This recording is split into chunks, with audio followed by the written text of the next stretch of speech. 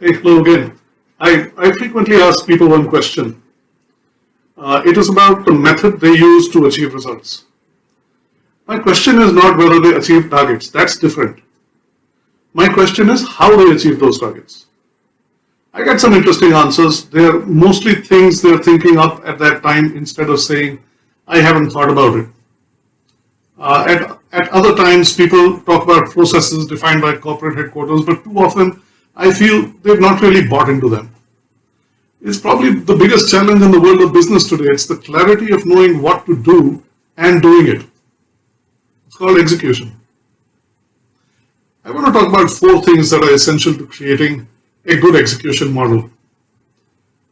They answer the question of how to achieve results repeatedly and reliably. They are enablement, focus, involvement, and discipline. If the role of the leader is to achieve results through his team, then he must enable them. The most important things to address are to have the right people in the right roles, an organization structure that aligns the team behind desired results, a system that rewards the right behaviors, adequate resources to get the job done, a process that allows for decisions to be made as close to the ground as possible, where the work really happens, and a set of processes that cover and connect most, if not all, the work that needs to be done. The second area is to have a sharp focus. In research I have seen and conducted, it's surprising that only 1 in 5 people can clearly articulate what their organization's number one goal is. You can try this. Walk down the corridor and ask the first 10 people you meet in your office. You should get one answer from all of them, but chances are you'll get a lot more than that. In fact, most people don't feel enthused by their teams or their own goals. When people don't feel connected to the goal, they don't feel ownership. No ownership, no results. That's why it's incredibly important to reiterate your organization's goal and your team's contribution to it for people to feel they're doing something of consequence.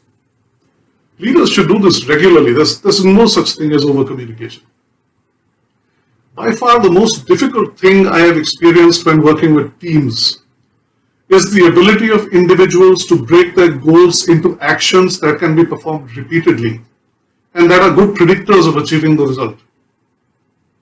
This one action gets them involved in a significant way. Firstly, it gives them control because actions can be controlled but results can't. Second, it empowers them to decide what to do to achieve the result. Third, actions are short-term things and they can change course frequently. This works very well because you don't control extraneous factors that could impact your business. But when such factors do appear, you can change what you do nimbly and respond effectively. Fourth, results and feedback are immediate. These 4 things keep team members involved in the game. And just like in a game, you should get them to keep score. When scores move, there's progress and it impacts behavior. Lastly, the game must be played with some rules because rules ensure discipline. The rules need to be defined and followed with rigor every time and with everybody. It keeps people honest. Play the game with regularity. Weekly is best. And measure behavior. Most teams have a review process, but they usually review results. That's great because results tell you whether you're achieving your goals or not. But what they don't tell you is what work people are actually doing. Remember, you can't know what the result will be till the end, but you do know what your team members are doing to achieve it. If you keep that work predictive of achieving the goal, there's no reason why you won't achieve it. Almost every manager I meet feels they're great at execution. But each one of us has many examples of plans that met a premature end for the lack of focus. There is a way. There is a method.